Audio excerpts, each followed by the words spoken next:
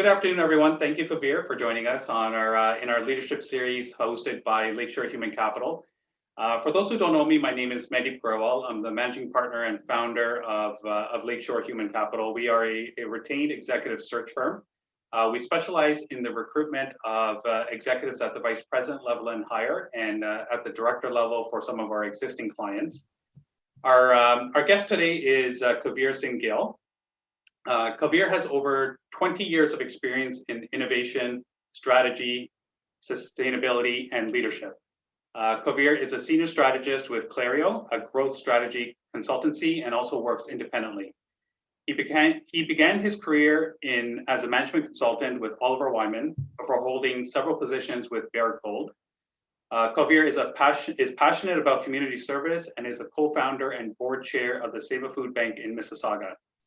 He also serves on the boards of Canada Nickel Company, the William Osler Health System, the Empire Club of Canada, and the Sikh Research Institute. Kulvir is a recipient of the Queen Elizabeth II Diamond Jubilee Medal and an Action Canada Fellow.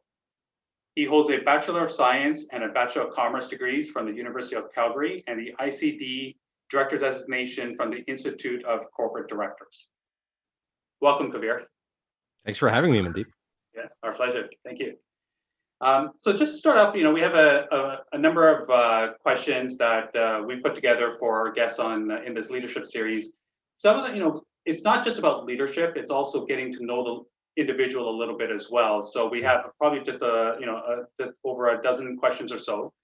So just to start off, Kulvir, you've worked in industry and then moved into consulting several years ago. Can you tell us a little bit about how this came about and what does Clario exactly do? Yeah, so I originally from Calgary, went to school out west, lived out there, and at that time, Toronto was, and I guess still is, as you say, the center of the universe. And so I got a call to actually try out management consulting here in Toronto, and got into the world of strategy consulting, and really enjoyed the breadth and depth of that experience. When you're in consulting, you get to try you get to experience a whole variety of different industries, different functions, different management teams, and I really thrived in that environment. But very early in my career, I recognized that in the consulting world, the mentoring and coaching was coming from folks who were maybe like 2 years older than you, right? And so they could tell you great Excel tricks, but they weren't going to really teach you about the ways of the world and how to really grow and prosper as an executive. That's what I felt at the time, in my early 20s. And so I moved into industry. And thought, I want to go deep in one space, really get to know one area, one sector, work with more senior folks. I called them the gray hairs at the time, although I'm now a gray beard now. And the thought was to get exposed to one industry and senior leaders, and really kind of come into my own of what it meant to be a leader, what functions I liked working in, what parts of the world. That's how I came into Barrick Gold. Got to work during the heydays of the gold industry in the 2000s. I got to touch every corporate function, working in head office, and really learn the ins and outs of the mining industry. And in 2009-10, again, when I transitioned, the pendulum kind of swung the other way. I'd done a lot of work in mining and was very deep into that. And I said, well, how could I take what I learned here and maybe apply to a whole variety of different industries? I've worked for this major corporation, now one of the leading companies in the industry. What could I take from this and apply to other spaces, maybe to the startups? And then vice versa. There's a whole other world to discover out there. So kind of my intellectual curiosity took me back into the world of consulting, where, again, in the last 10 years, there, a whole variety of different industries, big companies, small companies, the international aspect of it all has really been appealing to me. And then being not being part of a major consulting firm has given me a lot of flexibility. I kind of joke that I'm in a post-corporate world that allows me to be involved with lots of different initiatives, either on the community side, but even from my career of being an advisor, a consultant, an investor, allows me to really kind of have a portfolio of opportunities right now with my career. Right. And is Clario a collection of consultants or independent consultants like yourself, Kulvir, over different markets across North America? How does the model work? Yeah, so Clario is a boutique consulting firm focused on innovation and growth strategy. It's based out of Chicago, and their focus is they've gone At one point, it was very virtual, where it was kind of a collection of independent contractors with some core network of partners. But over time, it's hard to just have a kind of freewheeling kind of house of people coming and going. And where they've landed over time as they've grown is they've built a real kind of steady house of experts in a variety of different areas who are deep and fully committed to Clario. I'm still very much a part of the firm and working with them on projects there, but my arrangement with them has been allowed me to kind of continue to have the kind of, maybe I'm a sick, I have a fierce independent streak and continue to kind of do my own thing in other spaces with some other firms and my own kind of clients of my own as well. Yeah, excellent. Well, interesting fact, you co-founded a food bank a number of years ago in Mississauga. Why did you decide to do this, Kulvir, and what influenced you, personally to undertake something like this? Yeah, so I think from very early in my career, I was exposed to a mentor who told me about the virtuous loop between community service and professional success. Yeah. And what it was, often, especially early in your career, when you're grinding it out and you're working long hours, you kind of like, I don't have time. It's community stuff. It's taking me away from my focus, which is kind of moving up the corporate ladder. What I found very quickly was whenever I took time out to be in the corporate, in the not-for-profit world, I got exposed to parts of businesses and organizations I wouldn't have seen in my day job.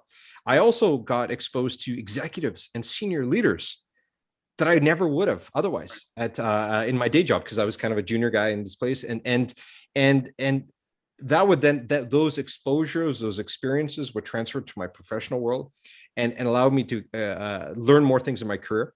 And then as I learn more about management and professional kind of project management and how to do things, that became very valuable in the not-for-profit world. So there's this lift that ended up happening. And it's been one of the reasons why I think I've been very lucky in my career to have a great trajectory.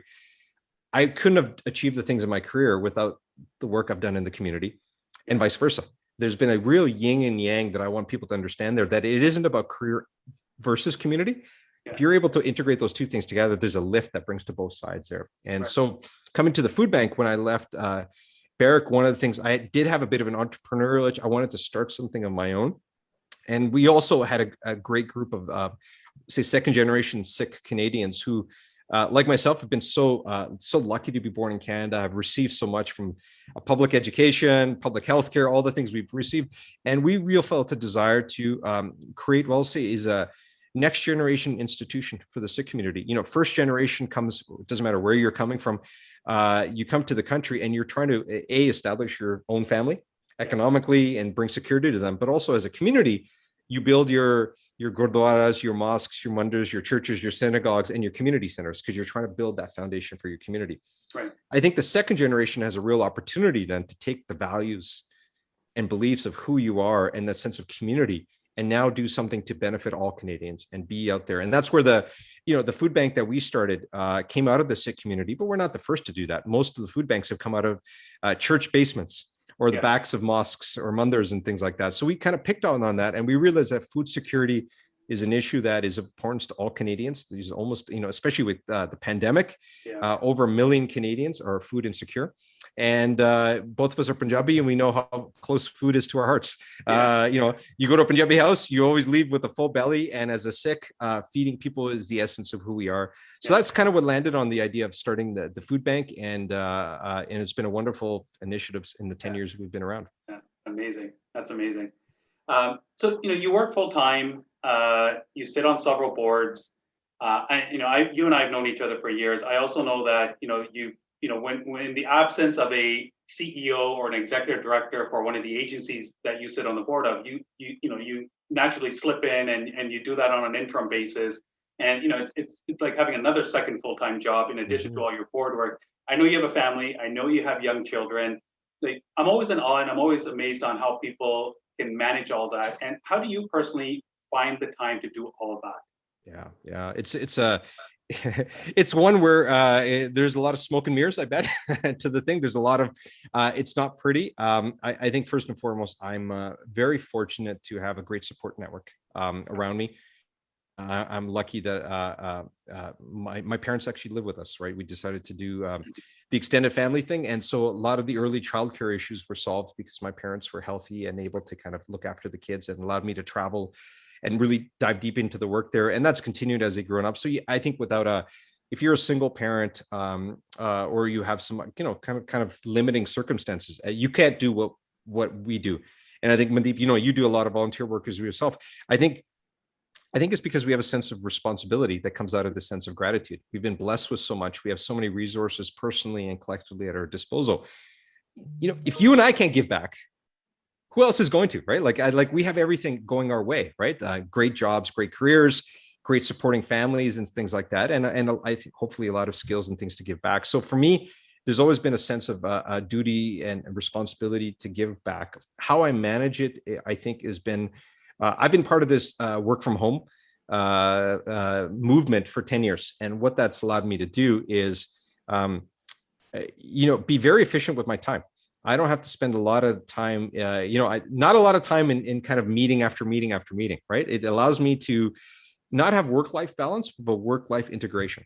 So you can have kind of multiple careers or multiple engagements happening at the same time. And if you become a master of the timetable, you can kind of squeeze all that in, right? I do a lot of hacks. I'm not a big, I've had to, there's trade-offs. I don't remember the last time I finished a TV series, right? There's, the golden age of TV.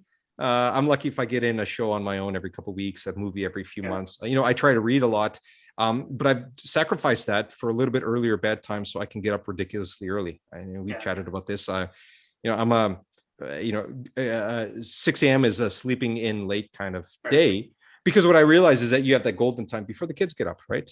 Before the world gets up, before the emails start coming in. You have a few hours in the morning to take care of yourself and focus on what is most important to you professionally or personally. And then you spend the rest of your day just putting out fires and taking care of everybody else. And then at our age, at the end of the day, you don't have much left in the tank, right? So you kind of do it there. So I think it really is that. The other thing is getting clear on saying no to things. So we say yes to a ton of things, but we actually probably say no to way more. And we say no in kind of respectful ways that the other person doesn't know you're saying no to them. All right. So it's we meaning you and your wife. Well, we and our wife, and I say you and I are in the same boat here, right? Because we do a lot of community work. You get asked probably to be a part of a lot of boards, a lot of community initiatives, things like that. You did great work with Indus. And I think and my wife as well, I think what we learn is that your most scarce quantity is your time. And so I'm always there for a phone call for advice. But I think very, very rigorously about before I commit to owning a problem or owning a responsibility. So lots of new initiatives. Hey, Kulvir, in the community, we want to do this thing for this particular segment. Are you willing to join our team? Can you be a part of it? I'd be like, hey, call me anytime you need advice. Call me anytime you want connections or opening doors. I'll even write you a check. But it's good. I can't sign up for one more thing. So I think we have to be careful in that, or a lot of it. Yesterday, I got asked to join another board, not-for-profit board, an organization I really like, and I could just feel my wife's, she wasn't in the room, but I could sense her presence coming at me, and my answer to them was, put me on your pipeline. I know how these things are. Put me in your pipeline, and it's put me in your 3-year plan. So it's not a no, it's just a not now, and as I come off things. Nature boards a vacuum. I'll join other things there. So there's no easy answer, Mandeep, but it's a lot of kind of juggling balls in the air and kind of hoping nothing slips. No, wonderful. Being a recruiter, and I've been recruiting for 20 years, Kulvir, is, when I interview candidates, when I agree to interview somebody for an opportunity, the resume, everyone's got a great resume, right? And so, what we look for is, do you have the industry experience? Do you have the specific skill set that my client is looking for, whether it's a finance role, HR role, sales role, marketing, et cetera, et cetera. But where individuals we find, and there's been a lot of studies on this, is where they fall flat is on the people side, right? It's the so-called leadership skills, right? It's not just leadership being you're the CEO. It's just broad leadership skills as a contributor, as a manager, or as a CEO. Being involved in a number of boards and also working in corporate and now in consulting, what does leadership mean to you, Kulvir? Yeah. it is the kind of the existential question, right? In business and organizational design, is that how do you, as a leader, how do you help set some sense of direction, purpose, aspiration? And then how the heck do you convince anybody to follow you, right? Being a leader without any followers doesn't really make you a leader. It makes you, probably makes you, a soul wanderer in the world. And so I think a lot of this has to be centered in a sense of it's not about you. And I think the sooner in life you realize that leadership is the concept of servant leadership, where the pyramid is inverted. And you're at the bottom of the pyramid, and your job is not to wake up every morning and say, how does this organization help me get things done? Is how do I help the organization get things done? How do I help them focus on the right things? How do I help them get things right, get obstacles out of their way? I think there's a real sense that leadership is about freeing people up to do the things they need to do in order for the ability to execute. So like, for example, I'm chair of the board of our Save a Food Bank. I don't serve clients, right? I don't actually put food in anybody's hands to get them out the door. I honestly, with COVID and my parents living with us, have only been to the food bank a handful of times since the pandemic started. So, but technically I'm the board chair and a co-founder. So I'm one of the leaders and highly visible in the organization. So the organization can't be about me in at all. It's actually about the clients we serve and putting food in their hands and enabling an organization that is as efficient and effective as possible in doing that. I think the other piece around leadership, the people side that you mentioned, is so overrated because we think the soft skills are the things we don't need to spend time on. And you kind of think of like, as long as I got the technical skills right, and I can bring in the revenue, bring in the dollars, that I can, everything else, well, so what if I step on a few toes, or a few kind of people think slip through the cracks? Hey, we got the job done.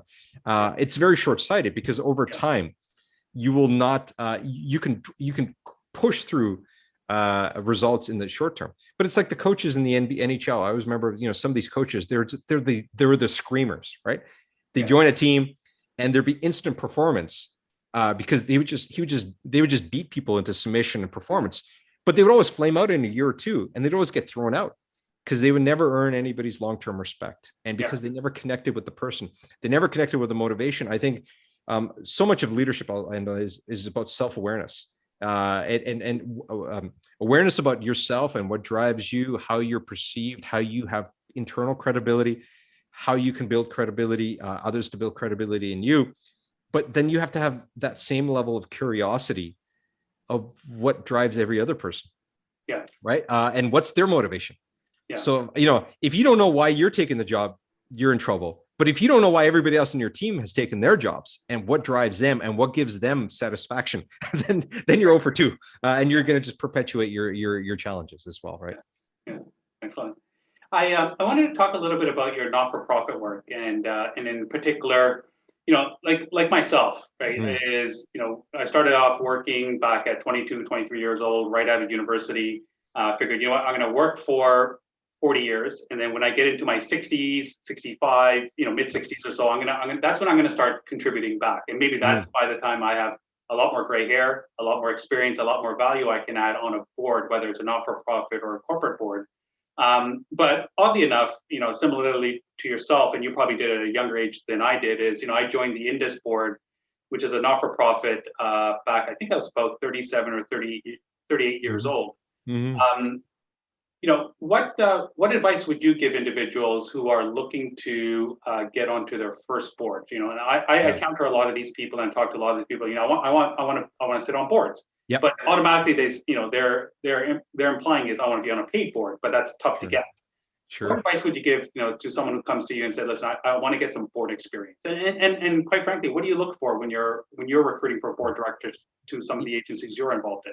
Yeah, it's a good one. I think I can say, this waiting till retirement kind of sentiment is we both learned is misplaced, right? Because it's like nobody becomes 65 and learns to play golf or starts playing golf. If they haven't been playing golf their whole life, right? People who haven't donated financially their whole life usually don't give it at the end. Just like people who haven't made volunteering a core of their being, early on usually don't have some kind of light bulb moment at the end of their lives and create saying, I want to give back. Of course, there's exceptions. I think the sense of giving back to the community is something I would encourage, but it's something that gets integrated really early, even from childhood, right? What we're trying to instill, I'm sure, with our kids and why they have 40-hour commitments for high schools. Yeah. So I would say that that has to be there. And then that trickles into the governance and the board world. So one of the things at Seva Food Bank we landed on is not all boards are like this, but we tried bringing on kind of luminaries and really senior people or people that were very impressive, kind of parachuting them in very quickly at the top of the board. And they said, wow, this guy's great names, great brand, great reputation. It was horrible. Like, it just did not work out because they did not have a sense of what the organization was about. We didn't know them. And it was just not the right fit. And we've landed in a space where we say we are going to grow our own board members. And actually, at the Seva Food Bank, we're very focused on being a starter board. Mm-hmm. So almost every one of our board members is actually a first-time board member, because we recognize there's a problem in the community around leadership development, and especially in the South Asian Punjabi community, about giving people opportunities. But we also said, if we do that, our job is actually to create board members that are then going to go sit on eventually the hospital and the universities and the major not-for-profit organizations. Where are they going to start? They got to start somewhere. So let's give them a space to do that. So by design, we're focused there. And we, in our case, very much look at people who are tied to the cause, tied to the mandate. So I don't think you will have a very positive or rewarding board experience in an organization where you don't have some connection personally to the organization. And a simple way of putting it, if you're not already, I'll say, volunteering and donating to that organization, I think board is kind of the end, not the end of the journey. The board is a culmination of a journey. Mm-hmm. For example, I was on the board of Habitat for Humanity in Brampton before it kind of amalgamated. And, I'd heard a little bit about Habitat for Humanity over the years. I got to see Jimmy Carter live. It was a documentary on him. I was in the audience, one of the people in the audience. And I heard him speak, and I heard him passionately speak about Habitat. And I said, this is a really cool organization. And I looked at, and I had just moved to Brampton. And I looked him up online, and I saw and I read a couple of newsletters, and at the bottom right of the newsletter was like, hey, we need help with the family selection committee. If you're interested to help out. And I said and I emailed, and I said, hey, I've, like many people at Habitat, I've been inspired by Jimmy Carter, want to give back, do something. And, this committee looks interesting. And they said, absolutely. Got on the committee, got to see the organization from the bottom up, got to meet the executive director 6 months in, a year in. And I didn't actually ask to join the board. I think but it was mutual at that point. They're like, hey, Kulvir, have you considered joining our board? And I said, oh, I was thinking about eventually doing that. Okay, sure. I applied, got in, and it became a really rewarding experience. But it was kind of from the bottom up. And so, yes, there's lots of organizations that recruit people top in. Hospitals kind of do that. You don't have to be a patient at the hospital to get in there. But I would say and I've been on the hospital board for a number of years, the most rewarding experiences have to be from the bottom up. I'd say start small. Really think about what it is you want to give that organization in terms of skill set. Because there's on most boards, there's kind of seats to fill. You need someone with financial experience, with legal experience, with community, with marketing and stuff. So I think you want to kind of very quickly identify what type of, what's the easy seat that you're filling, and then you grow up beyond that, right? So in my mind, I was kind of, it was my strategy background kind of served that purpose there, and then I kind of grew from that point. But that's, I think, really an important piece to that. I can speak to the corporate board experience because I just landed on my first corporate board. That's Canada Nickel Company. Canada Nickel, and I've had friends and kind of folks reach out and say, "Hey, how'd you do that? I'd love to get on a corporate board." And so the short answer is totally serendipity. I couldn't have not have engineered it by any means whatsoever. Two things. One is I did get my ICD designation, as you mentioned, from the Institute of Corporate Directors, which is a great, not a prerequisite, but a great foundational, because it gives you the binder and the skill set of what it gives you an appreciation. And it also scares the bejesus out of you about all the risk that is associated with the corporate board. Because you're like, you at some point you're like, wow, I really got to make sure I'm getting on the right board. Yeah. Because you're stuck, like There's, you're the guy at the end of the liability, parade potential with the board. liability, right? Oh, liability, Yeah. personal reputational risk. Like, do you want to Yeah. be like name whatever sordid corporate scandal? And do you really want that to have on your LinkedIn Right. profile, right? That I was the last guy turning off the lights at that organization. So I think you have to be super careful about those. You have to question why they want you.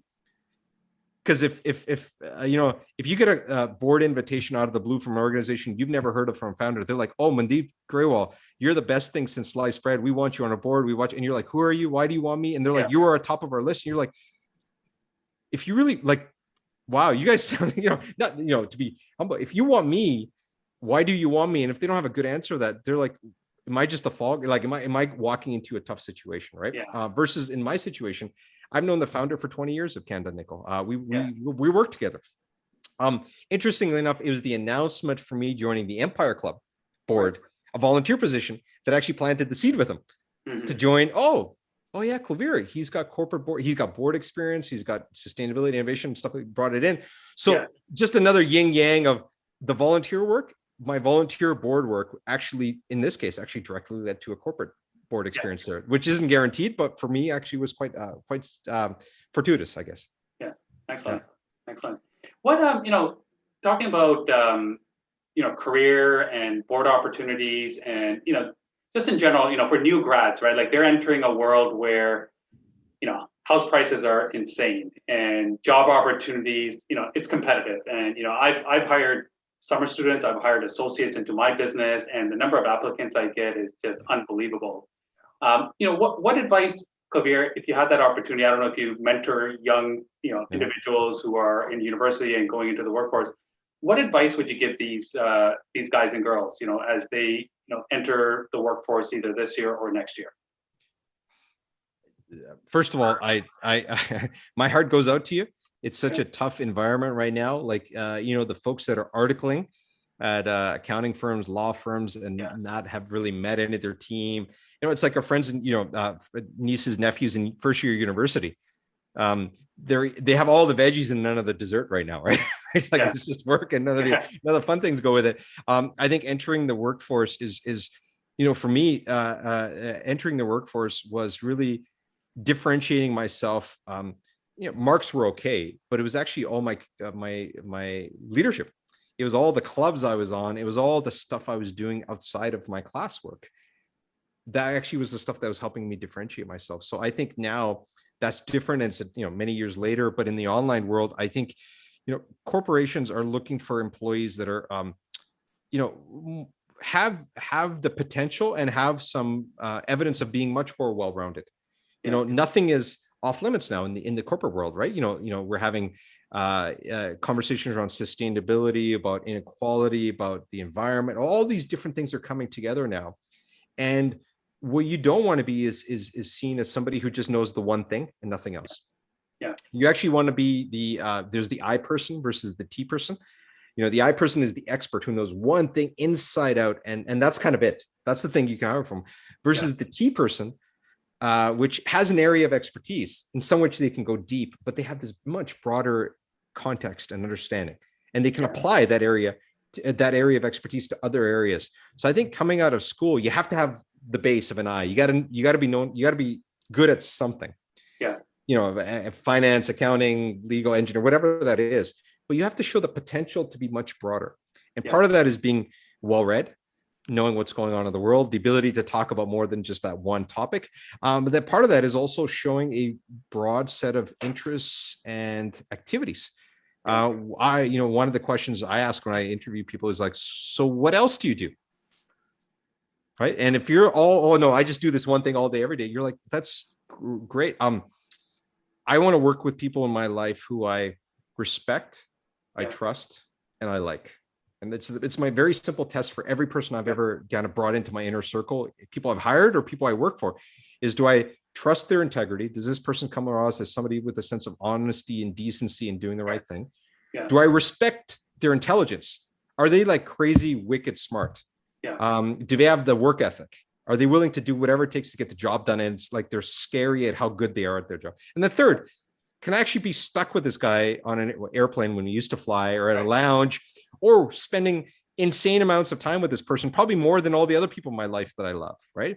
Am I going to want to kill myself and maybe the other person or not? And I think, really conveying that demonstrating, points in your life where you've had to make tough choices that demonstrate your integrity, a reputation for getting stuff done, and getting it done right, and that quality and quantity. And then third, having the sense of likability, which goes to your first thing, your first conversation around leadership, having a bit of spark, something that gets you excited, gets you, the twinkle in your eye, be it your family, your kids, your community. That's why community stuff was so awesome. It gave me so many great stories to always talk about, and great people to relate to, and analogies, and kind of this sense of being able to connect the dots across different things there. So I think the invitation to my advice to young people is, yes, the job is really important, but you have to put the job in the right context of everything else you're going on in your life, because we don't just hire a person to do a job anymore. You're hiring the person and everything that comes with them, right? Even though it is just behind a screen for the foreseeable future. Yeah, excellent. Well, it's last question, Kulvir, and I'm just being mindful of time here as well. Is as we're recording this interview, we've just surpassed the 1 year mark in the pandemic. We're facing potentially a stay-at-home order later today for the next 4 or 5 weeks, and coming into the pandemic, most of us thought this is going to be 2 weeks, 3 weeks, maybe a month at the most, right? And then we're out of it, and then we can get back to life, normal, or normal as it was before. And mental health has been a big thing over the past year, and for young kids, teenagers, young adults, to seniors as well, right? It's just being confined, and all the uncertainty. How do you personally, you're high energy, you got a lot on the go. Like, how do you keep your energy level up, Kulvir? How do you stay positive? How do you remain motivated? Because you have a lot of stuff on your plate, and I think it'd be great advice for people who are watching this interview. Yeah. No, it's a good question, and one that I, again, don't have an easy answer to. I think I'm kind of sort of holding it together, just like everybody is right now. And every day, some days are better than others. So a couple of things come to mind. I think these are moments where they give you really pause for reflection on what it is you truly believe in, what is really important to you. And I've done a lot of, kind of, I don't want to say soul searching, but a lot of reflection and a lot of reconnection. In my sense, it's been my faith and my traditions and my practices, and spending more time with that, and trying to cultivate that sense of faith in my family and my children, in a way that is away from almost organized religion, because we can't go to Gurdwara or church or mosque or mandir. You're kind of stuck, you're praying as a family together. So what does that look like? How does that, how do your belief systems, how do you have those conversations with your family, your kids, and especially in the context of the pandemic and all the things around Black Lives Matter and Indigenous and climate change, right? Like, faith is gone purely from the spiritual to something a bit more worldly, and it has to be applied there. So I think for me that introspection has been really a important place to put meaning and context to the whole thing, to try to help me, give me a sense of not explaining this crazy world, but being able to at least appreciate it, understand it. On a much more practical level, I made this really dumb promise to myself that every day, I made it back in last April or May when I got out of quarantine, coming back from an international trip. I was stuck inside for 2 weeks, and I was so stir crazy. I made a promise to myself, I am going to go outside and have my walk or run every day, regardless.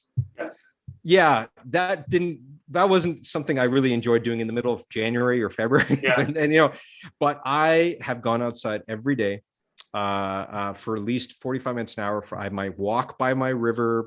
I've developed my favorite tree. I see the interplay between the ducks and the mink and the and the beaver by the river by my house. And I know all that. And I was a guy that, it was super lead, right? It was flying around the road, no appreciation for that.